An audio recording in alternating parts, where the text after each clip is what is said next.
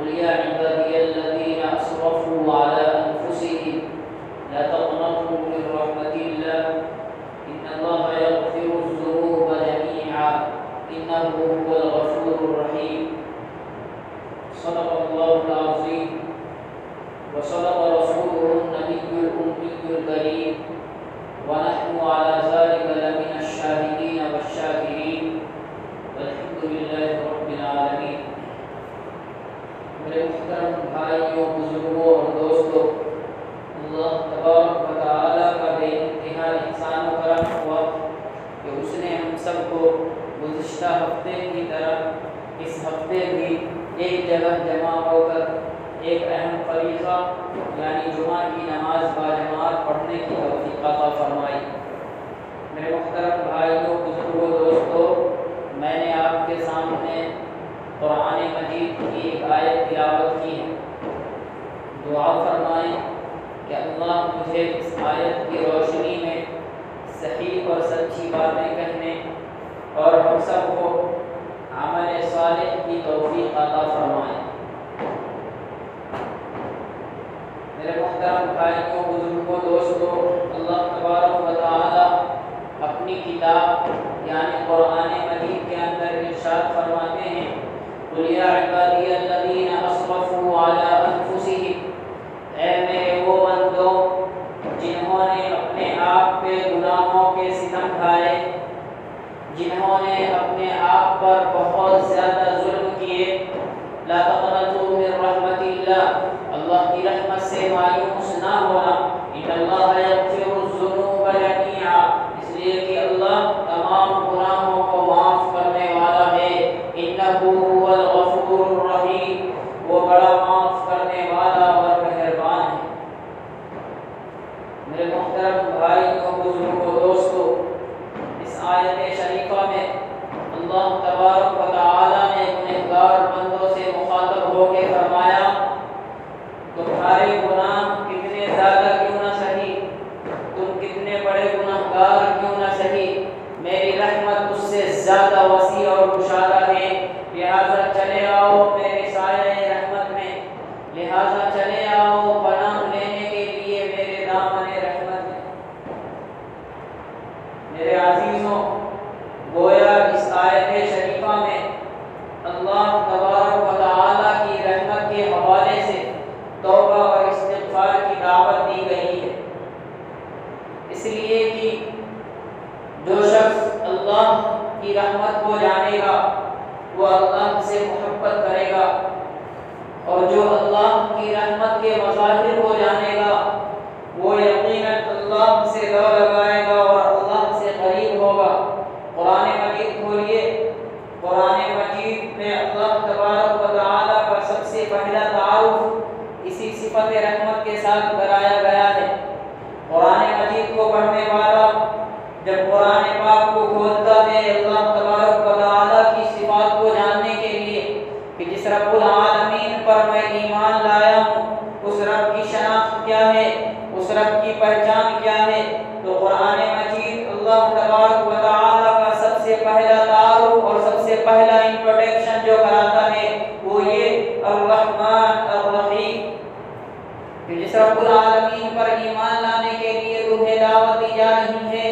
جس رب العالمین پر ایمان لانے کے لیے تمہیں بلایا جا رہا ہے، اس رب العالمین کی پہلی پہچان اور پہلی شناخت یہ ہے کہ وہ رحمان ہے، رحیم ہے، نہایت رحم کرنے والا اور مہربان ہے۔ میرے محترم بھائیوں، بزرگوں، دوستوں، غور کرنے کی بات ہے کہ دو نام الرحمن الرحیم، اور آپ کو معلوم ہے یہ سورہ فاتحہ ہے، اور سورہ فاتحہ وہ سورت ہے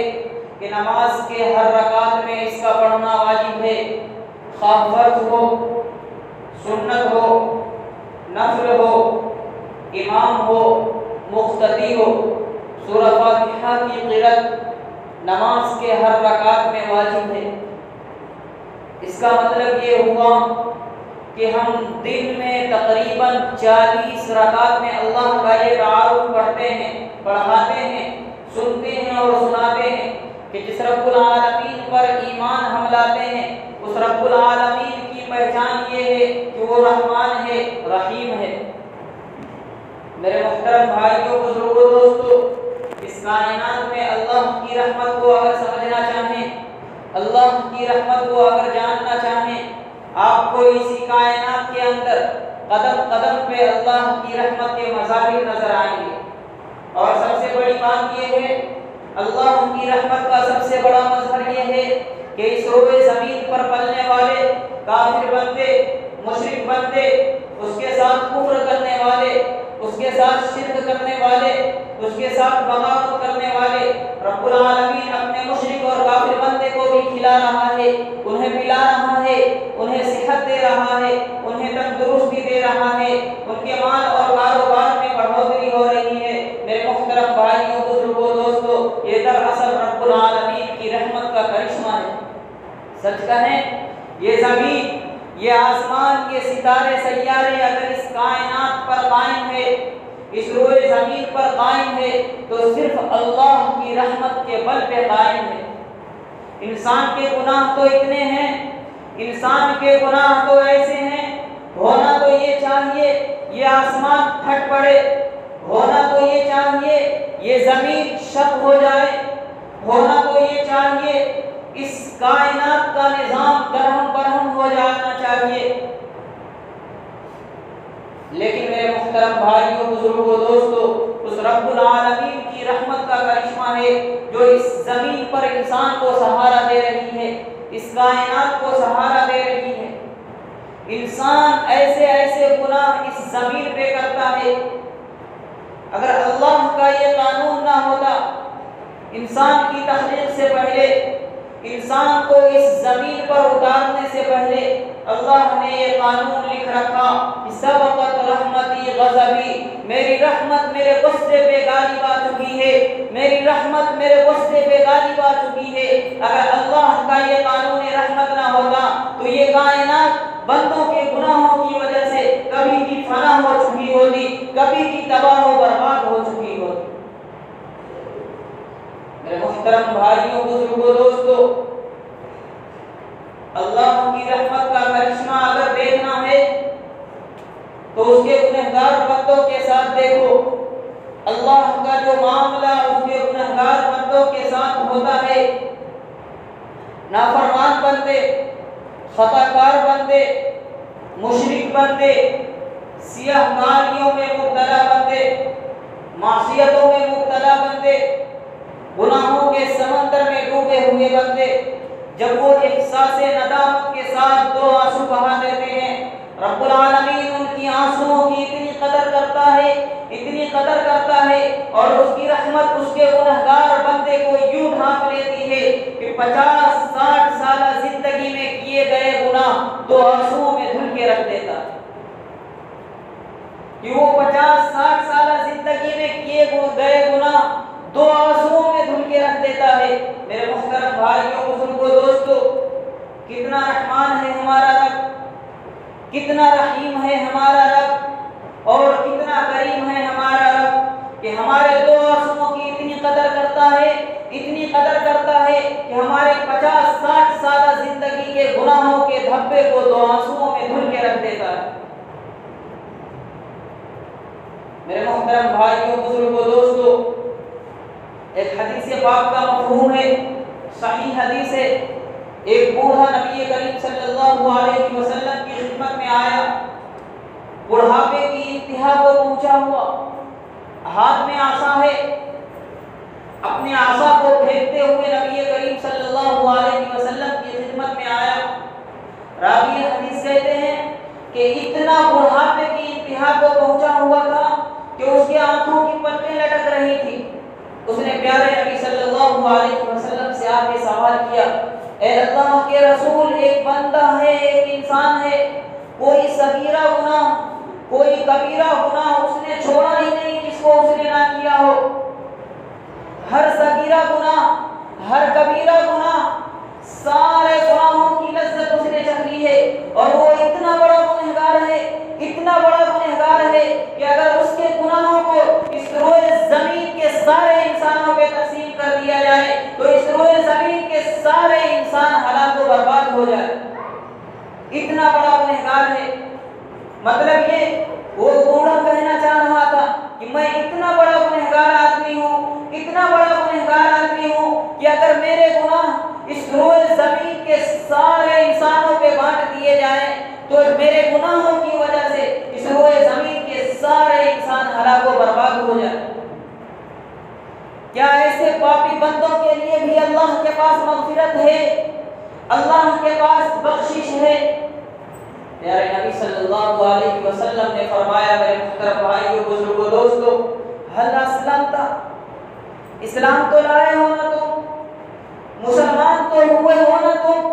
اس نے کہا اشہد ان لا الہ الا اللہ واشہد ان محمد رسول اللہ، ہاں میں نے شہادتین کا اقرار کیا ہے، میں ابھی بھی گواہی دیتا ہوں اللہ کے سوا کوئی معبود برحق نہیں اور محمد اللہ کے رسول ہے۔ پیارے نبی صلی اللہ علیہ وسلم نے کہا جاؤ باقی زندگی کے اندر نیکیاں کرو، برائیوں سے بچو، اللہ تمہاری ساری برائیوں کو نیکیوں میں تبدیل کر دے گا۔ جب اس نے سنا کہ ساری برائیوں کو نیکیوں میں تبدیل کر دے گا، کہنے لگا اے اللہ کے رسول، میری غداری کے جتنے کام تھے وہ نیکیوں میں بدل جائیں گے، میرے فسق و فجور کے جتنے کام تھے وہ نیکیوں میں تبدیل ہو جائیں گے۔ اللہ کے نبی صلی اللہ علیہ وسلم نے فرمایا کہ ہاں، تیری غداری اور تیرے فسق و فجور کے جتنے کام تھے، جتنے گناہ تھے، اللہ تبارک و تعالی ان سب کو نیکیوں میں بدل دیں گے۔ میرے محترم بھائیوں، بزرگوں، دوستوں، وہ بوڑھا کہنے لگا اللہ اکبر، اللہ اکبر۔ راوی حدیث کہتے ہیں کہ جب اس نے یہ سنا کہ اس کے غداری اور اس کے فسق و فجور کے سارے گناہوں کو نیکیوں میں بدل دیں گے تو اللہ اکبر کا نعرہ لگانے لگا، اور جب تک وہ ہماری نظروں سے اوجھل نہیں ہو گیا اللہ اکبر ہی کہتا رہا۔ میرے محترم بھائیوں، بزرگوں، دوستوں، پیارے نبی صلی اللہ علیہ وسلم نے اللہ کی رحمت کو سمجھانے کے لیے بعض جذباتی مناظر کا بھی سہارا لیا۔ آپ نے دیکھا ایک جذبہ کی بات ہے، بہت سارے قیدی گرفتار ہو کر کے آئے، مرد، عورتیں، بچے سب تھے۔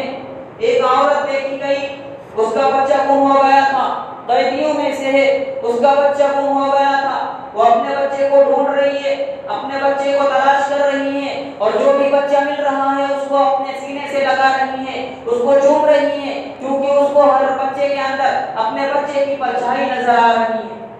میرے دوستو، سارے صحابہ یہ جذباتی منظر دیکھ رہے تھے۔ اللہ کے رسول صلی اللہ علیہ وسلم نے فرمایا کہ اے میرے صحابہ، دیکھو یہ ماں جس نے اس جذبے کے ساتھ اپنے اس بچے کو تلاش کیا اور ملنے کے بعد اس محبت سے اس بچے کو اپنے دل سے لگا لیا، بتاؤ کیا یہ ماں اپنے اس بچے کو آگ میں ڈال سکتی ہے؟ صحابہ کرام نے عرض کیا بالکل نہیں ہے اللہ کے رسول۔ تب آپ صلی اللہ علیہ وسلم نے ارشاد فرمایا یقین کرو اللہ اپنے بندوں پر اس سے کئی زیادہ مہربان ہے، جتنی مہربانی اس وقت یہ ماں اپنے بچوں پہ ہے، یقین کرو اللہ اپنے بندوں پہ اس سے کئی زیادہ مہربان ہے۔ میرے محترم بھائیوں، بزرگوں، دوستوں، اللہ کا حق ہے کہ صرف اور صرف اس کی عبادت کی جائے، صرف اور صرف اس کی محبت کی جائے۔ میں ایک شعر سنا کر امجد حیدرآبادی نے جو رحمت کے حوالے سے کہا ہے اس کو سنا کر کے میں اپنی گفتگو کو ختم کروں گا۔ امجد حیدرآبادی نے کہا بے کس ہوں نہ مال ہے نہ سرمایہ ہے، بے کس ہوں نہ مال ہے نہ سرمایہ ہے، مجھ سے کیا پوچھتا ہے کیا لایا ہے۔ امجد حیدرآبادی نے اللہ سے مخاطب ہو کر کے، اللہ سے مناجات کرتے ہوئے،